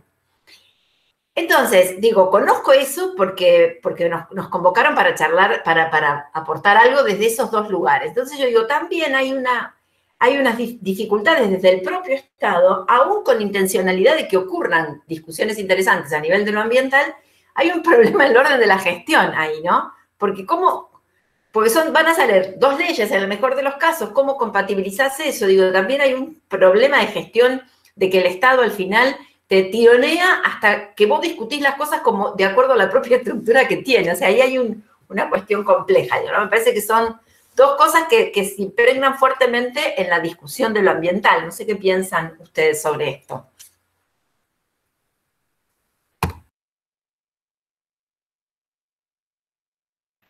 Camila y Rodolfo, ¿quieren contestar ustedes primero? Voy yo. Sí, bueno, en este momento de inflexión en el que estamos en una discusión muy fuerte sobre este concepto de sustentabilidad y si es posible realmente compatibilizar lo económico con lo ambiental. a nivel de gestión. Justamente yo conocí en Rosario, hace como 30 años debe ser o más, menos, 20 y pico, a Roberto Guimaraes, que daba unas conferencias en el marco de las famosas Mercociudades. Y si mal no recuerdo, Patricia, vos eras parte de toda esa movida que fue tan interesante, ¿no? Que fue como pensar desde las ciudades, darle más poder a las ciudades para pensar la política, ¿no? Y Roberto tiene un texto que se llama algo así como Tierra de Sombras, seguro que Cacho también lo conoce, los desafíos de la sustentabilidad frente a bla, bla, bla. Y él empieza con una cita de Herman Daly, que es un economista ecológico, que dice algo así como que los economistas, si quieren ser científicos, deberían deshacerse de los teoremas de lo imposible. Es imposible una máquina de movimiento perpetuo, es imposible viajar a más velocidad de la luz, es imposible el crecimiento sustentable. ¿Por qué? Porque el sistema económico es un subsistema infinito dentro de un sistema finito, que es la Tierra, Gaia, o el planeta, o como lo queramos llamar, ¿no? Entonces, si crece sin límites, mucho antes de llegar al 100%, acaba destruyéndolo todo.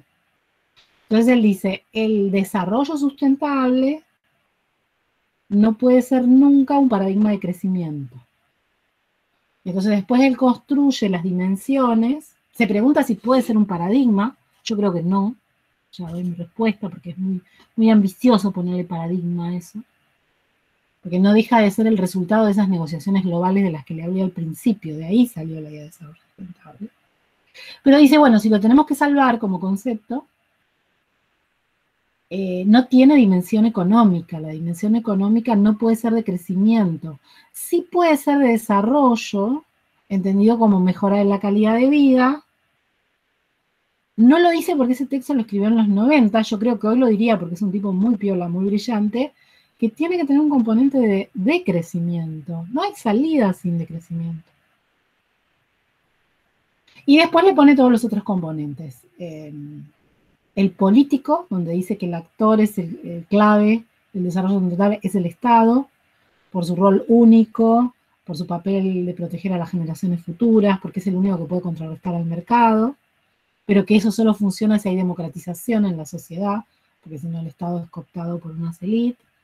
Y le pone una dimensión social, porque dice que sin erradicar la pobreza no hay desarrollo sustentable, porque en un mundo polarizado, gentrificado, vos no le podés pedir a los más pobres que cuiden el ambiente cuando la sociedad no los cuidó a ellos. Pone la justicia distributiva, pone la idea no solo de biodiversidad, sino de biocultural, lo que significa la defensa de los saberes y conocimientos de los pueblos indígenas, porque son detentores de biodiversidad. Entonces, si hubiera que ir por algún lado, yo iría por ese lado, por ese trabajo de Roberto, con todas las precauciones que yo tengo con el concepto de desarrollo sustentable. Y sobre la gestión pública, no te olvides que estamos hablando de ciudades que han crecido poblacionalmente y económicamente en función de ese modelo agroexportador. Por ende, han crecido mucho en los últimos años, y ya eso ha tenido un rebote en el mercado inmobiliario, ¿no? No les tengo que contar a ustedes me lo pueden explicar mejor a mí lo que ha pasado en Rosario. Y el mercado inmobiliario es un actor clave en la ciudad. Entonces, siempre va a una velocidad más lenta todo lo que sea regulación ambiental, y va a una velocidad más rápida todo lo que son permisos de obras de construcción, etcétera, etcétera. Entonces, si querés buscar el quid del problema, está ahí. Buenísimo, Gaby. Rodolfo, Constanza, ¿qué opinión sobre estas cuestiones? O si les quedó decir algo, ¿nos quieren compartir algo más? Creo que un poco antes también lo había dicho Gabriela, con esta necesidad de imaginar un mundo distinto, decías. Digamos, a las mismas variables no hay mucha más proyección, digamos, ¿no? Pero nosotros apostamos a que no sean las mismas variables y quizás no dependan de nosotros cambiarlas en este momento. Pero bueno, vamos a intentar ponerlo en escena y tiene que ver eso, que también hablamos de humedales acá en el Delta Islas, pero la presión de los humedales es mucho mayor por esta cuestión que comentaban de las mineras. Entonces, respecto al desarrollo sustentable, yo creo que tiene que aplicarse inmediatamente en las empresas hoy actualmente, hoy ya, hoy. Pero no es algo que como ciudadanos reclamemos, digamos, vamos mucho más allá de un concepto que ha quedado viejo, que es utilizado, que es manipulado. Me tocó estar en la Cumbre de la Tierra, que se hizo acá en Rosario, y participaba el gerente de Bimbo, entre otros, y decía que ellos eran panaderos, así, digamos, como que ya indudablemente tenemos que pensar distinto, y para pensar ese distinto, a mi entender, creo que tenemos que ir a transiciones necesarias que permitan ese posterior que desconozco.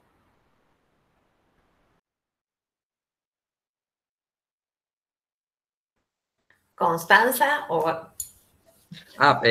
Para comentar ahí que por eso tiene que ver esta necesidad de ponerlo en escena, que vamos a ir al Congreso, vamos a ir en una travesía por kayak en invierno, cuando los permisos no te los dan, y bueno, vamos a ir igual.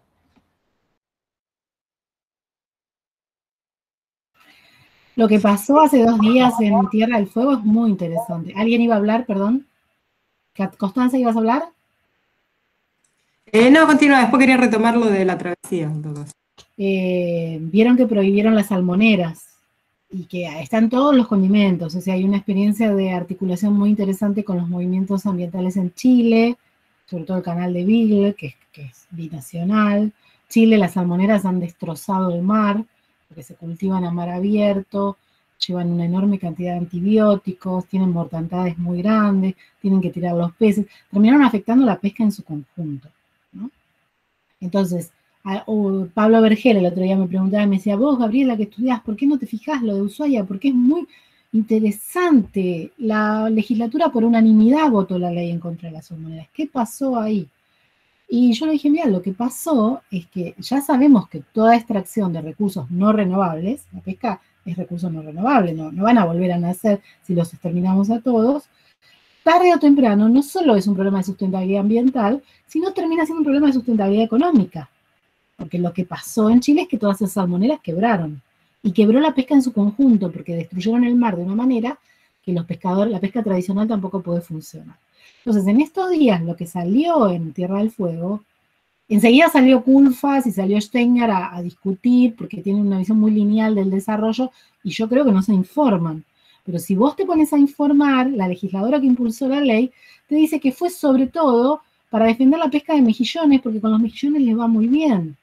Entonces, es muy importante incluir, como decía Rodolfo, todas las variables, y que también hay territorios que tienen sus propios caminos, sus propios modelos de desarrollo, imperfectos, con desigualdades, pero que son mucho mejores que este modelo depredatorio, y que a veces hay alianzas entre los actores para defenderlo. Pero para eso se necesita información, se necesita entender cómo funciona un ecosistema, se necesita entender la pesca, no posturas a priorísticas. Este es un momento de mucha crisis, entonces hay como un retorno a un discurso muy ramplón del desarrollo, que ni siquiera es el desarrollo local, es el desarrollo de consigamos divisas para poder pagar algo, para poder financiar planes sociales, exportemos a cualquier precio, traigamos inversiones externas a cualquier precio. Bueno, resulta que hay una provincia como Tierra del Fuego que ya tiene un modelo pensado de pesca que puede ser más sustentable que la introducción de salmoneras que vienen, además, capitales extranjeros que concentran y acaparan todo, ¿no? Sí, Constanza, ¿querías decir algo? Quería retomar lo que dijo Rodo de la travesía, quizá, y ampliar un poco la convocatoria, que estamos planificando una travesía desde Rosario hasta el Congreso, ¿sí? Tanto por vía kayak como también vía terrestre, que va a ser desde el 11, digamos, estimado, la fecha es del 11 de agosto hasta el 17 de agosto, y el 18 sería una marcha en Buenos Aires para entregar el petitorio para impulsar el tratamiento de la ley de humedales, para que salga por fin y tengamos la ley de presupuestos mínimos, ¿no? Entonces, eso, invitarles a que visiten nuestras redes, que ahí estamos como subiendo material todo el tiempo. Hoy sí va a ser una publicación con respecto a la travesía. y eso, que quienes quieran participar, colaborar, quienes estén en el trayecto de los lugares por donde vamos pasando y ir haciendo contacto, digamos, lo estamos haciendo entre todos. Eso nomás, era una invitación. Gracias. Buenísimo. ¿Hay algún comentario, alguna pregunta más? Patri, hay un mensaje en el chat de Nora, otra alumna nuestra. Dale, léelo, por favor. Sí, me gustaría que Gabriela ahonde en el punto de cómo poder discutir la mirada generalizada, moderna, que ante un dilema ambiental, en general, se piensa que la ciencia y la tecnología lo van a poder solucionar. Y cómo juega el concepto de antropoceno en esto. Creo que también algo ya hablaste de eso, pero...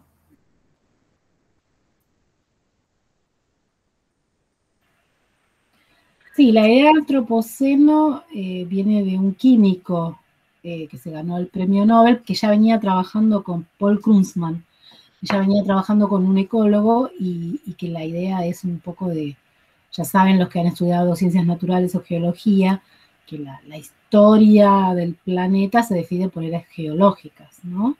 Y ahora estaríamos transitando el Holoceno, que es un periodo de transición desde el Pleistoceno, y lo que estos autores dicen es que en realidad ya entramos en una era geológica porque las fuerzas humanas son tan importantes que alteran el mismo funcionamiento del planeta. La atmósfera, ¿no? Por el tema de los gases de efecto invernadero, el agua, las extinciones de especies, etc. Después el término se ha ido popularizando y también se trabaja en la antropología, en las ciencias sociales, y uno de los autores más conocidos es Bruno Latour, que es un francés que es muy conocido por los estudios sobre ciencia y tecnología, que insiste mucho con la idea de que el antropoceno cambia un poco las jerarquías de cómo nos movemos en el mundo, porque en la era del antropoceno, entonces las discusiones sobre el saber científico y sobre el saber científico para proteger nuestro mundo en común, que no es solo un mundo humano, es también un mundo no humano, las plantas, los arrecifes de coral, o sea, ya sabemos gracias a la ecología que está todo interconectado, que necesitamos agua, que necesitamos biodiversidad. Entonces lo que Bruno Latour dice sobre el antropoceno es que esta era también nos cambia mucho las formas de hacer política, porque ya no es solo una política de actores humanos, sino una política de actores no humanos. Suena un poco raro porque parece como que los caballos tuvieran voz. Bueno, él tiene unos estudios muy, muy interesantes donde muestra cómo los humanos traemos a la escena de la discusión a esos otros no humanos, como pueden ser los animales, las plantas, o en el caso que aquí se está tratando son los humedales. Los humedales estarían teniendo voz a través de este colectivo, ¿no? Entonces, para Latour y para otros autores, la política del antropoceno es una política que reclama también otras formas de democracia, que no son solo las democracias parlamentarias o de las elecciones, sino democracias de múltiples voces, o como llama otra autora que se llama Stengers, de cosmopolíticas, o sea, políticas en donde las decisiones que se toman no solo tomen en cuenta lo humano, sino lo no humano. Bueno, mucho de eso está tratado también en los debates en Bolivia y en Ecuador, con las reformas constitucionales y la idea de los derechos de la naturaleza. Y bueno, la gran discusión con la modernidad es este paradigma. La modernidad surge junto con la revolución industrial y tiene ese modelo basado muy en la ciencia, en la discusión con la autoridad religiosa, y en ese aspecto nos permitió emanciparnos de ciertos poderes oscuros, pero por otro lado tiene esta visión teleológica, evolucionista, de que siempre los problemas se van a poder resolver con un nuevo avance de la ciencia. El antropoceno pone en discusión esto por esta idea de irreversibilidad. Hay cosas que ya sucedieron y que ya no podemos volver atrás. Por lo tanto, conviene parar y pensar. Por eso en el campo jurídico, el correlato de eso es el principio precautorio, que es el que dice que cuando algo puede causar, cuando una innovación científica, tecnológica o una actividad o ser implantada puede causar un daño potencial mayor, aun si no conocemos exactamente la magnitud del daño, los componentes de eso que va a suceder, aun si tenemos incertidumbre, si se presume que el daño será muy grande, conviene no actuar, conviene ser prevenidos, conviene tomar un principio precautorio.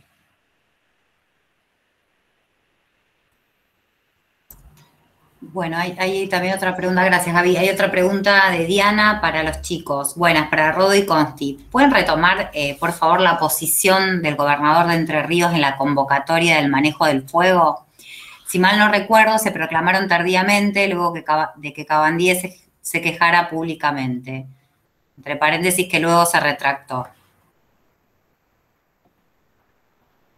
Sí, Entre Ríos no habló hasta que Nación no pasó en helicóptero, hay que decirlo. Aunque también quiero ser justo, desde que el ministro se fue, nada ha cambiado. Y más allá de los anuncios de que los culpables iban a pagar, a esta altura no hay no hay imputados y no hay condenas. Con lo cual, desde esta ecología popular también, todavía estamos esperando esfuerzos mayores a nivel provincial, a nivel nacional. Creemos que tiene que ser distinto. Si alguien hace una encuesta al interior del movimiento, bueno, es predominantemente popular. Pero hasta altura, el gobernador de Santa Fe ni el gobernador de Entre Ríos están a la altura de las circunstancias. Al menos esa es mi visión.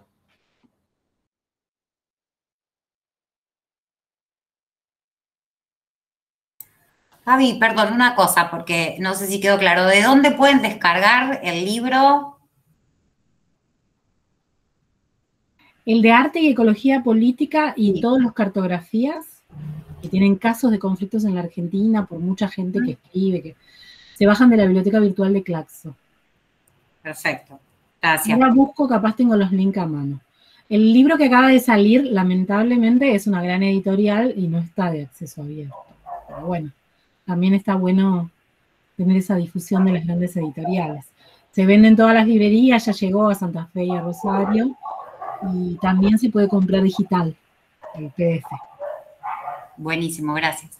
Y ahora voy a tratar de encontrar los links, porque los tengo a mano. Esperen. Quería retomar a la pregunta directamente de Diana, con que sabemos por allegados que hasta Defensa Civil le pareció una vergüenza que Entre Ríos no se presente.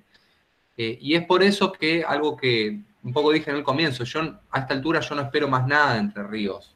Yo a esta altura prefiero que empecemos a pensar en un nuevo territorio nacional.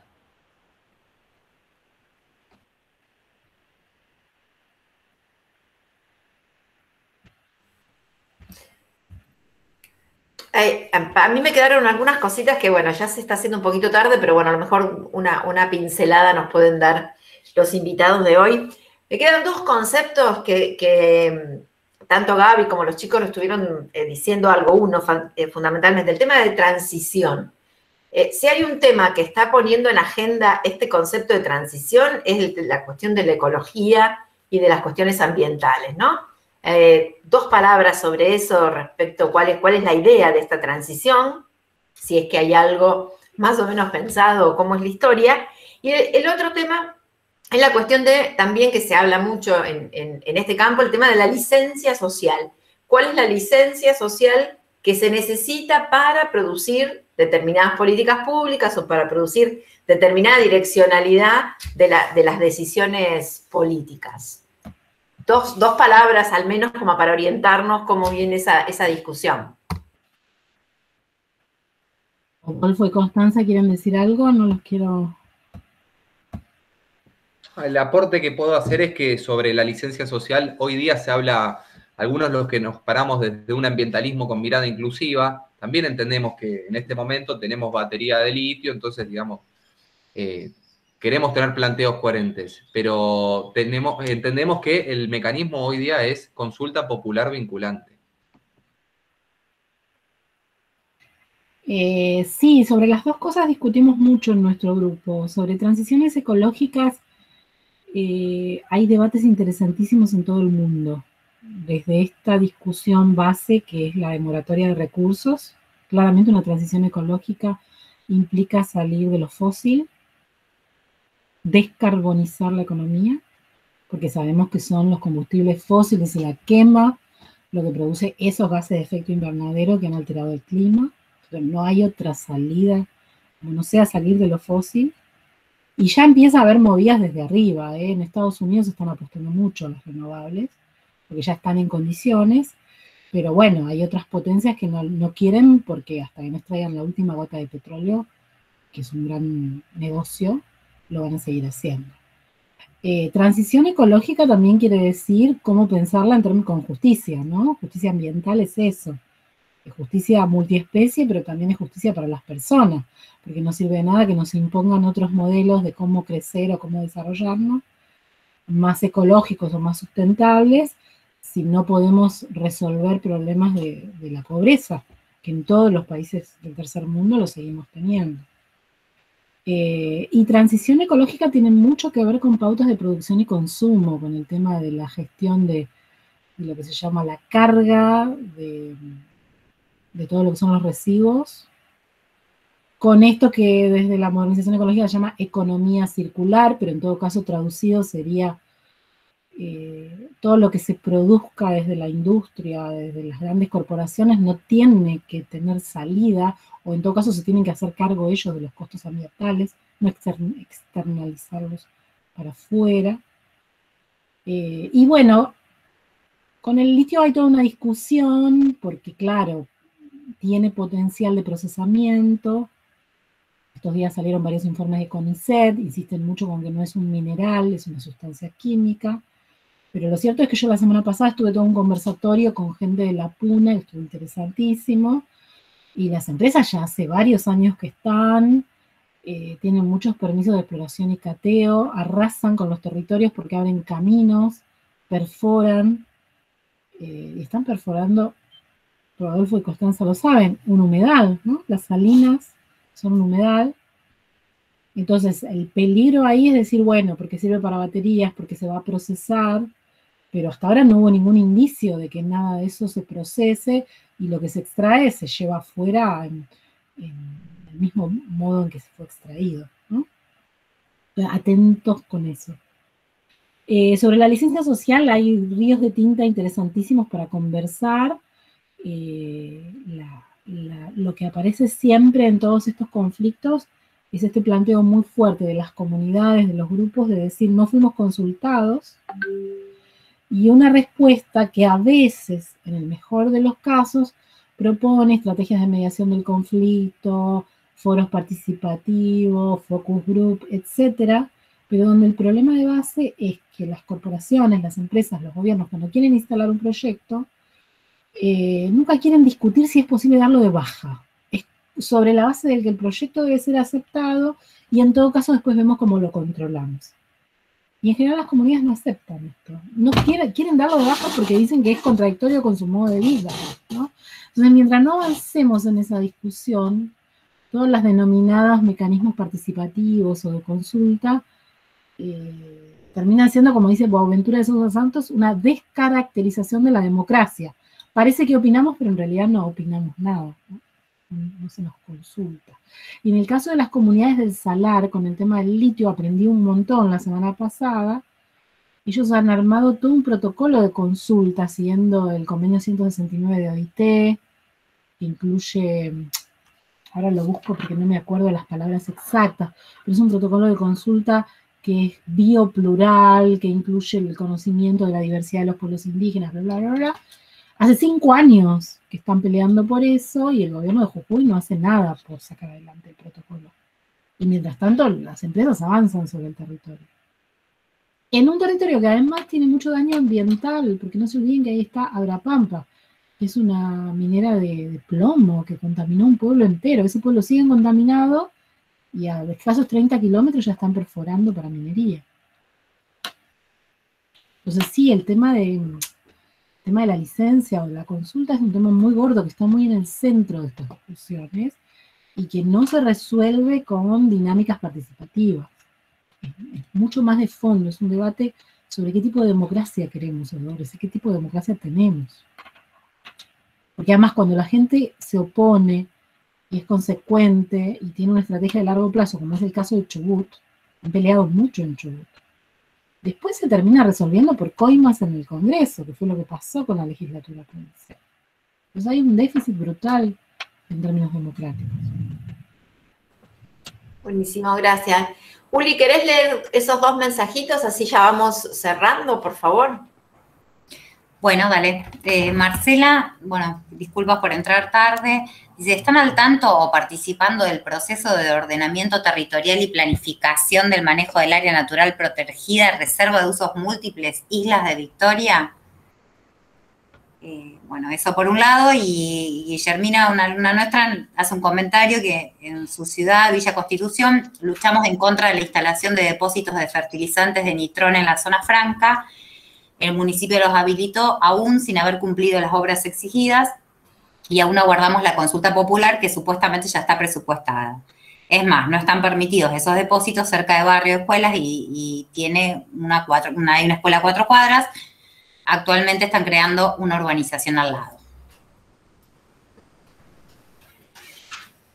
Sobre la segunda consulta, estuvimos en Villa Constitución con compañeros de Nitrón y también estuvimos en la reserva Villa Constitución, donde comprobamos que lo único que tenía de reserva era el nombre. Y bueno, con lo cual, la mejor si podemos facilitar todo para la llegada de la tripulación del humedal.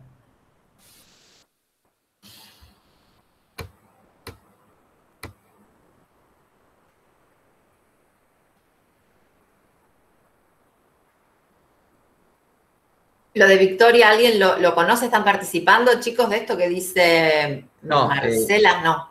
Sé que comenzaron porque participamos con la Reserva Islote Benito, Ajá. No como reserva, porque otra vez, el nombre reserva lo pusimos en Google, lo puso Mariana Mina en el Google. Uh-huh. Pero no es una reserva formalmente hablando, un territorio que estamos reclamando de 15 hectáreas para la conservación. Pero no, para eso no nos convocaron. Convocaron a Mariana como la regenta, digamos, del parador. Uh-huh. Pero no, como organizaciones sociales no, nada. Uh-huh. Perfecto.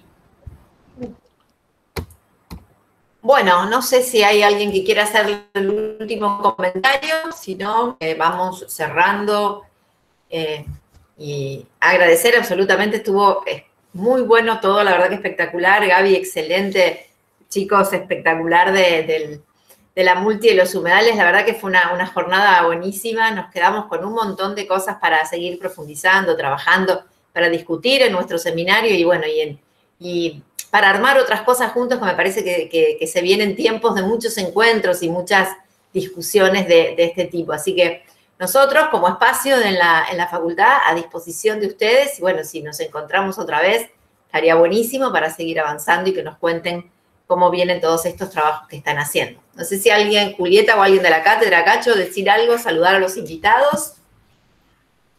No, de mi parte lo mismo, felicitarlos a Constanza, a Rodolfo y a Gabriela por sus exposiciones y a lo mejor ya lo pensaron ustedes, Patricia, como equipo de cátedra, replicar algo parecido o de otra modalidad en el Congreso de Democracia, hacer la presentación del último libro de Gabriela allí, no sabemos ahora si va a ser presencial o virtual, pero algo va a ser en noviembre y me parece que sería una buena oportunidad para, bueno, generar alguna instancia desde tu cátedra, desde tu equipo, o algo parecido a esto, pero con todo el apoyo, me encantaría. Buenísimo, gracias, Cacho. Nos solucionaste la vida, Cacho. Buenísimo. Sí. Para nosotros es un sueño concretado este panel porque, o sea, sí, hace 2 o 3 años que venimos viendo en nuestros estudiantes. Hasta el año pasado teníamos alumnos de la carrera de Recursos Naturales, Gabriela, que es una carrera que se estudia en agronomía, pero que tiene una perspectiva muy interesante. Suelen ser recopados. Este año no tuvimos estudiantes, pero la verdad es que nos incentivaron muchísimo a elaborar estos temas y siempre, bueno, veníamos con esta inquietud y la verdad que tanto tu aporte, que fue una clase magistral, como la experiencia de los chicos, que aparte tienen un montón de otra información y producciones para compartir seguramente, nada, agradecerles. Gracias a ustedes, es un placer, a mí me encanta siempre estar con les estudiantes, toda la vida con les estudiantes, así que genial. Gracias a todos, muy amables. Nos vemos. Gracias, felicitaciones. Chao, chao. Hasta prontito. Chao, muchas gracias. Un gusto de verlo, Cacho. Chao, gracias.